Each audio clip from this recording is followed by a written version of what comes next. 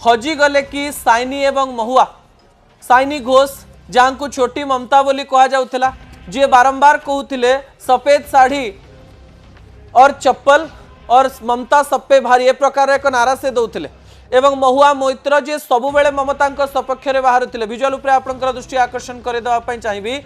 जो समय ममता एकुटिया हो जाइछंती, विधायक दलर नेता माने मध्य ममता ठारू अलगा हो जाइछंती, सांसद माने मध्य ममता विरुद्ध रे स्वर उत्तोलन कले। सही समय साइनी घोष एवं महुआ मैत्र कुआडे गले ताकू नहीं चर्चा आरंभ हो जाइछि एवं सोशल मीडिया रे विभिन्न प्रकार तथ्य मध्य सामना को आसुछि।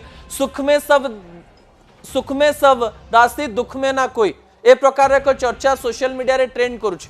साइनी घोष जे कि निर्वाचन पूर्व बहुत तथ्य सामना को आणुथिले, महुआ मैत्र जे कि ममता को निजर जीवन बोली कहते ममतांकर एही समय सेमानंकु देखिबा पाई मिलु नाही, सेमानंकर प्रतिक्रिया सामना को आसु नाही, सेमाने कोनोसी प्रकार रे जो माने ममतांक सहित विद्रोह करूचंती तांको विरुद्ध रे कोनोसी मत दवा कथा मध्य सामना को आसु नाही। कहा जाउछि एही दी जण मध्य ममतांक सहित नाहंती। दर्शक बंधु